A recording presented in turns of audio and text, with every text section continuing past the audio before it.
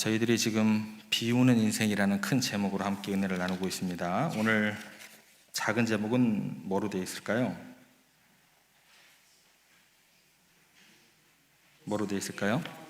예수님께 영광을 돌리는 그런 작은 제목으로 되어 있습니다. 주보 보고 계시죠? 항상 보셔야 됩니다. 그 주보의 그 순서가 설교의 그대로 순서예요. 그게 작은 제목으로 쭉쭉쭉 연결되는 거거든요. 그러니까 항상 같이 따라오시면서 이렇게 또 설교가 진행이 되는구나 같이 따라오시면 좋을 것 같습니다.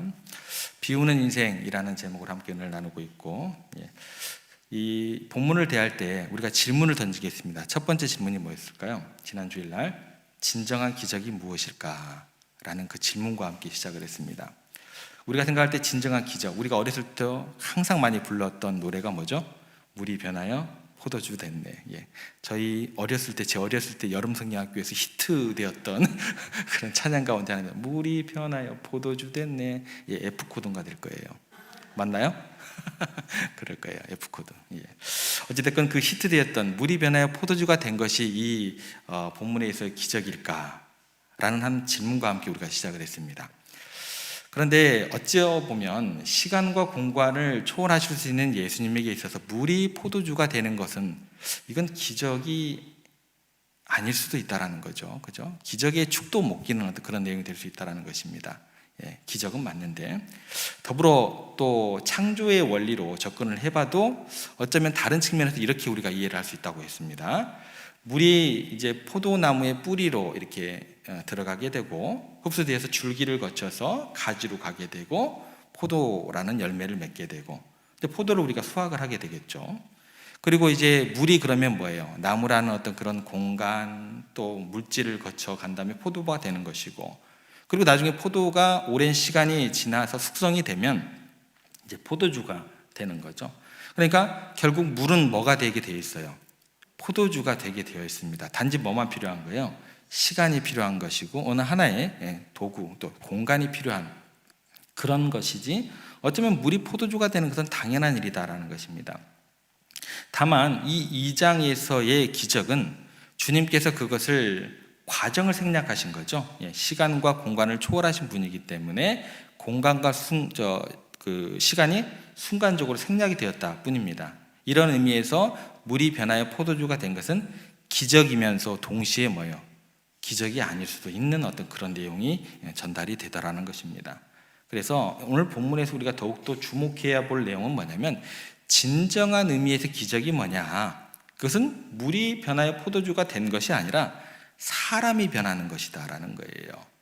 그러니까 철저히 이기적인 인간일 수밖에 없는데 그 이기적인 인간이 자기를 감추네요. 그리고 오직 예수님의 영광만을 위해서 다른 사람을 위해서 깨끗하게 섬기고 희생할 수 있는 상태가 뭐예요? 바로 기적이 되더라는 것입니다. 주님의 영광이라는 것은 어쩌면 물이 변하여 포도주가 된 것, 그렇게 만든 것에 있지 않고 하인들을 신앙의 영웅으로 만든 것에 주님의 영광이 있는지 모르겠습니다. 그러니까 하나님의 나라의 일꾼으로 누가 드러나게 되는 거예요? 하인들이 그렇게 드러나게 되는 것입니다. 더 정확하게 말하면 드러나지 않게 그 하인들이 드러나는 거예요. 왜요? 자기들은 스스로 감췄기 때문에 드러나지 않게 그들이 드러나게 된다라는 것입니다. 그들은 항아리에 물을 가득 채웠기 때문에 또 말씀에 온전히 헌신했습니다만 철저하게 자기들을 비우는 사람이었다라는 것입니다. 그래서 그들의 땀과 웃음과 겸손 속에서 어쩌면 아름다운 자기 비움의 향기를 느낄 수 있다라는 것입니다. 그래서 이 하인들의 비움을 통해서 주위에서 어떤 일들이 일어나는지 우리가 살펴보고 있고, 오늘은 그 마지막 시간이 되겠습니다. 하인들의 그 자기 비움은 자기에게 영광이 돌아가는 것이 아니라 어디에 영광이 돌려지게 되냐면 예수님께만 그 영광이 돌려지게 되는 일로 끝이 나게 됩니다. 그리고 자기들의 비움이 거기서 끝나는 것이 아니고 다른 사람들에게 믿음을 파생시킨다, 여기까지 연결이 되더라는 거예요. 이것이 세상에 봉사하고 다른 점입니다. 어떤 거하고 다르다고요? 봉사하고요. 왜 다를까요? 여러분, 세상의 봉사는요, 어떤 식으로든 영광이 섬기는 사람에게 집중되게 되어 있습니다. 근데 오늘 본문에서는 어떻게 되냐면 하인들의 자기 비움의 놀라운 저력은 뭐냐면, 힘은 뭐냐면 예수님께는 영광이 되고 제자들에게는 믿음이 파생되는 기적으로 나타나게 됩니다. 자, 교회에서 여러분들 봉사를 하시는 거예요? 헌신을 하시는 거예요? 여러분 교회에서 봉사라는 단어도 똑같이 써도 되겠죠. 그럼 세상에 봉사하고 교회에서 봉사는 뭐가 틀린 거예요? 그것을 오늘 점검해 보시고 결단을 하셔야 된다는 거예요. 세상의 봉사는요, 자기의 이름이 나오게 되더라는 거예요. 오늘 하인들은 어떻을까요? 그것을 오늘 생각하셔야 된다는 것입니다. 예수님께 영광이 되고 제자들에게 믿음이 파생되는 그런 기적으로 나타났다는 것입니다. 그런데요, 여기서 한 가지 문제가 발생하게 됩니다. 어떤 문제가 생기게 되냐면, 이렇게 하인들이 수고를 통해서 이 잔치가 망하지 않고 오히려 기쁨의 잔치, 영광의 잔치가 되었다고 한다면, 적어도 하인들에게 영광은 돌리지 않더라고 하더라도 어쩌면 작은 칭찬이라도 조금은 돌아가야 하지 않았을까라는 문제가 생기게 돼요. 그런데 지금 이야기가 우리가 11절까지 쭉 읽었지만서도 이야기가 끝나가도록 하인들에 대해서 그들을 수고에 대해서 인정을 해 주었다거나 칭찬해 주었다는 이야기가 하나도 나오지 않더라는 거예요. 나오는 이야기 전부는 뭐예요? 오직 예수님이 행하신 것과 예수님의 영광이 나타났다라고 이야기가 끝나버립니다. 11절 가보겠습니다. 어떻게 이야기가 끝이 나는가 보겠습니다. 함께 읽겠습니다. 예수께서 이 첫 표적을 갈릴리 가나에서 행하여 그의 영광을 나타내심에 제자들이 그를 믿으니라. 너무한 거예요. 그렇죠. 그렇게 수고를 했는데 좀 기념패나 어쩌면 표창장이나 하나는 주고는 끝나야 되는 거 아니에요. 이거 뭡니까 이거? 여러분, 이 정도 되면 하인들 중에 한 명이라도 이렇게 항의를 한다고 한번 생각을 해보세요. 도대체 주님 이게 뭡니까?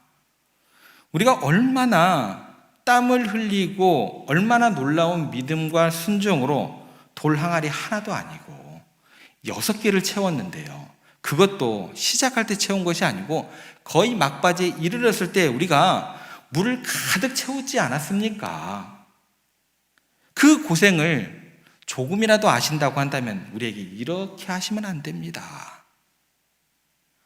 우리의 헌신으로 이런 기적이 나타나지 않습니까? 어디 예수님의 영광이 거저났습니까? 예. 그런데 이렇게 우리를 대우하십니까? 세상 사람들도 이렇게 우리를 박대하진 않았을 것입니다. 우리의 땀은 어디 가서 보상받으시라는 말입니까? 그렇게 이야기할 만하잖아요. 그런데 그렇게 말한 하인이 한 사람도 없습니다. 오직 예수님의 행하심만 강조되어 나오고 있습니다. 그래서 11절 말씀 이렇게 되었죠. 예수께서 이 처음 표적을 갈릴리 가나에서 행하여 그 영광을 나타나심에.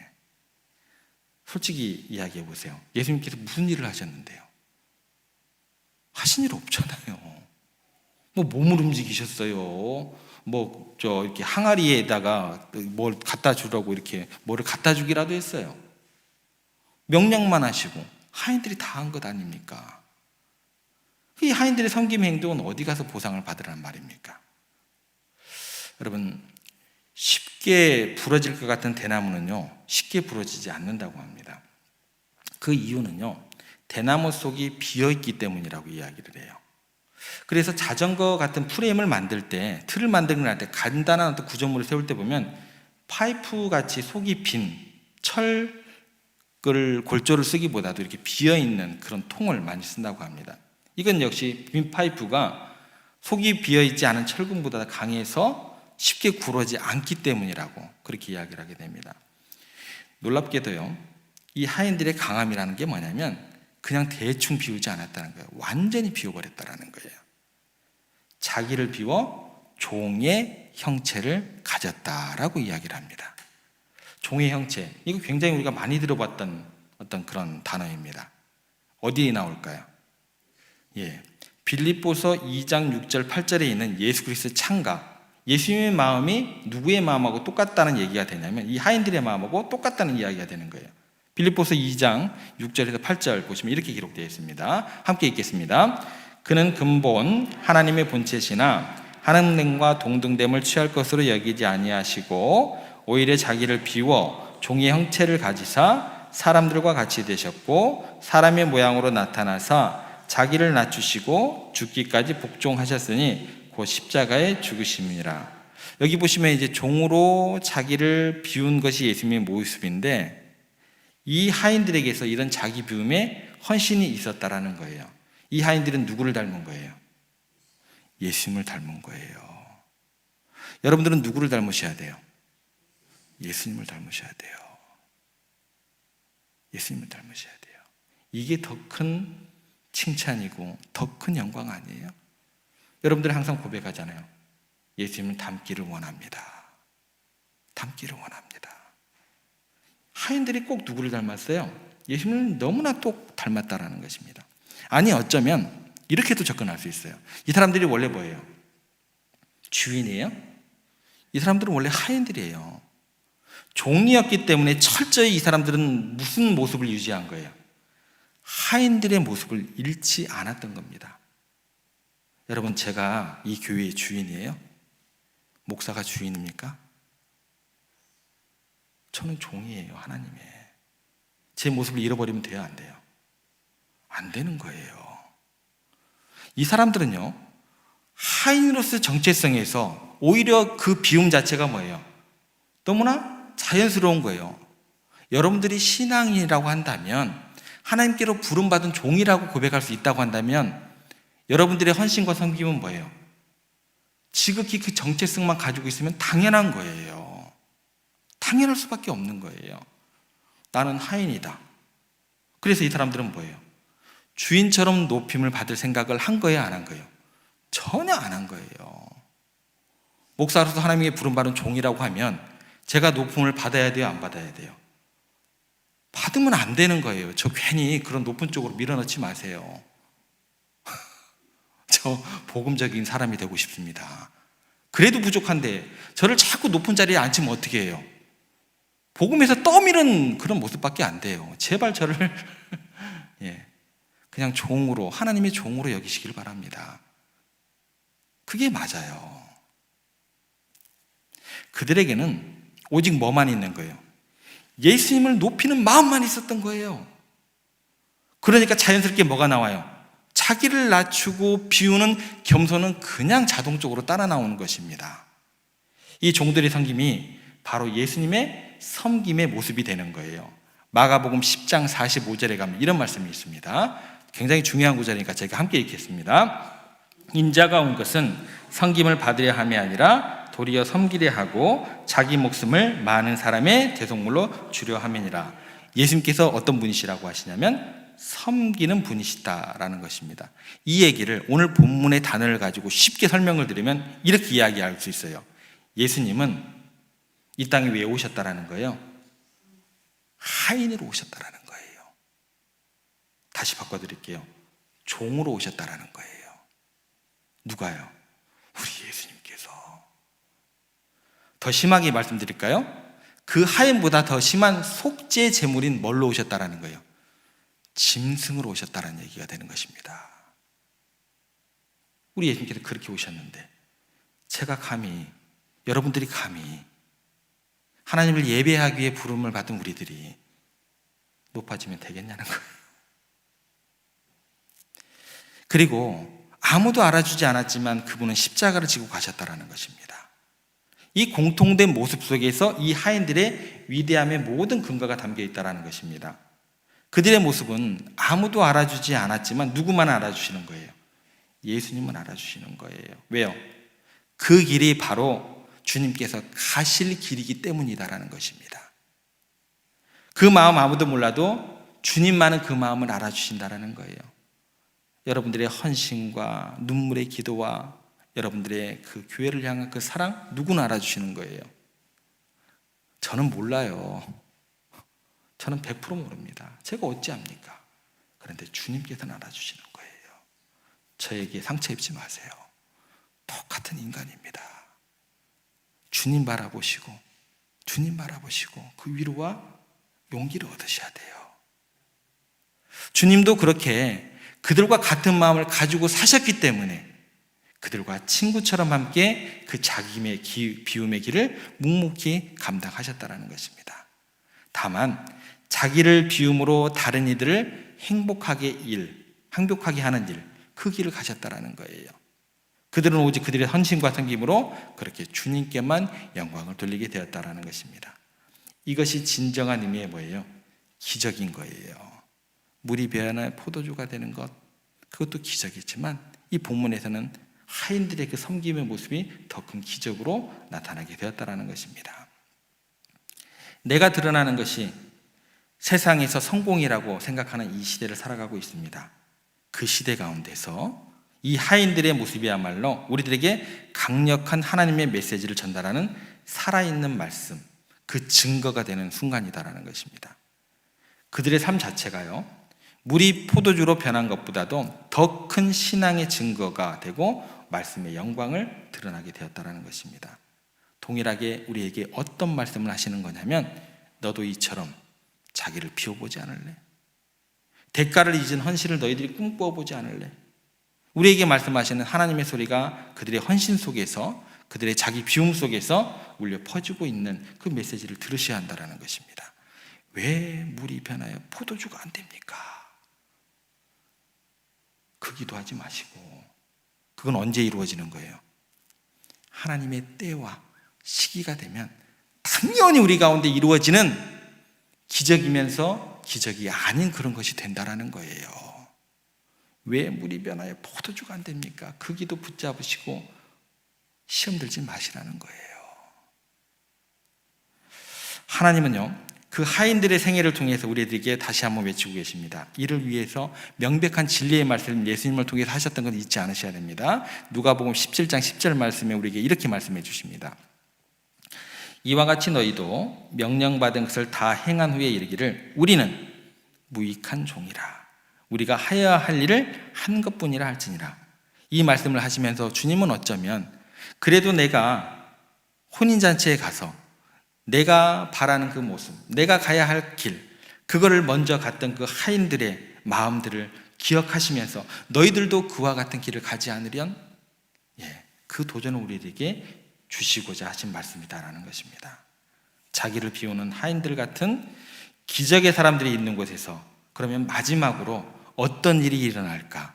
그 질문으로 우리가 한번 마지막으로 생각해 보겠습니다. 마지막에 어떤 일이 일어나게 되냐면 자신의 영광을 드러내지 않고 예수님의 영광을 드러내는 사람들을 통해서 한 공동체에 나타나는 마지막 결론적인 특징이 하나 있습니다. 11절 말씀입니다. 제자들이 그를 믿으니라.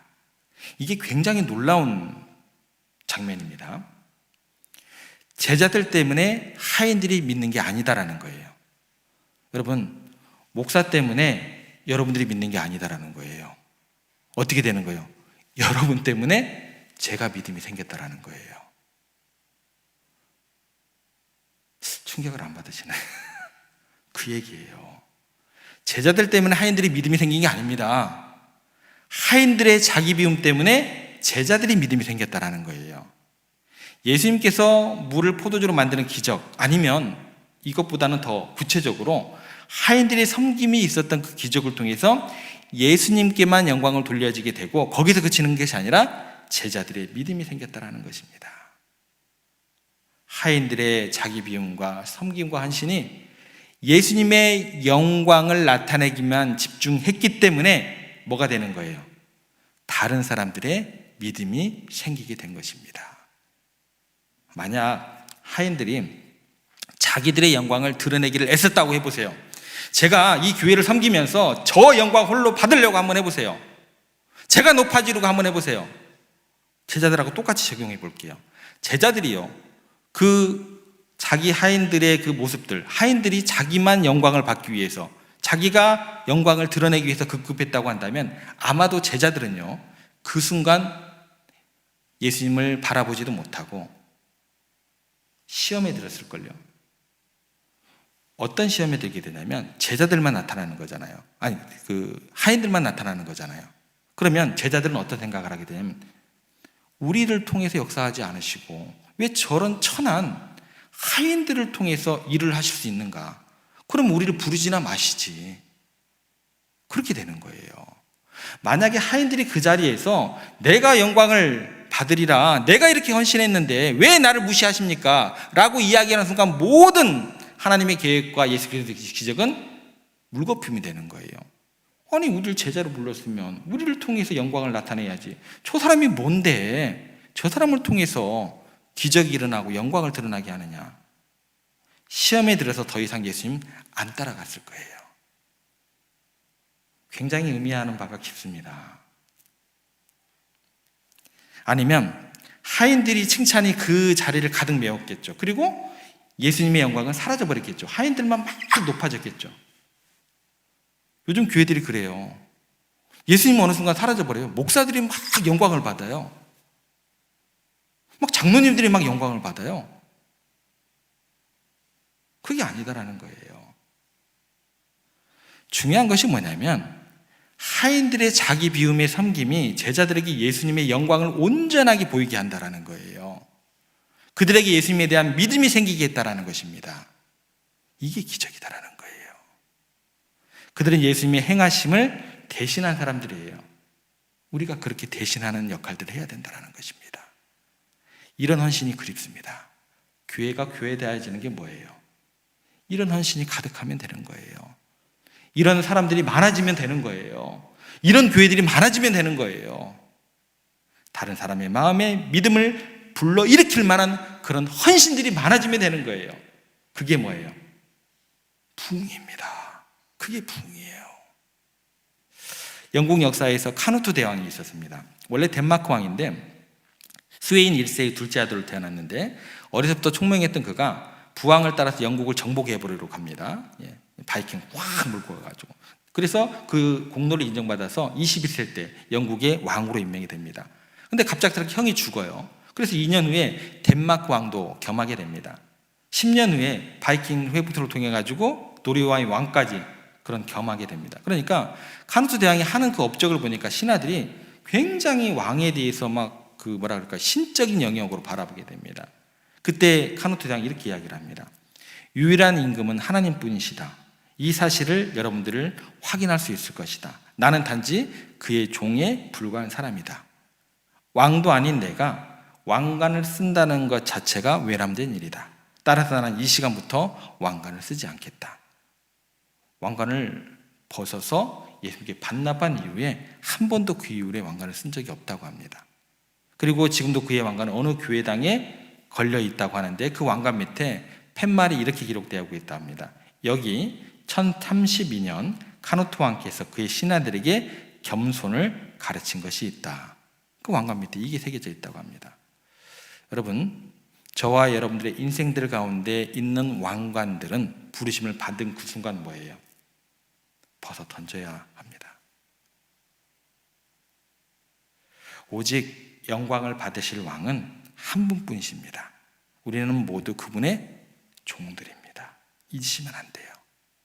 이 시간부터 다시금 자기를 비움으로써 다시는 왕관을 쓰지 않겠다고 그렇게 고백하시면서 하나님 나라의 일꾼으로, 아니요, 하인으로, 종으로 남으시면서, 아니 주님의 가슴에 정말 새겨질 만한 그런 아름다운 주인공들로 남으시기를 주님의 이름으로 축복을 합니다.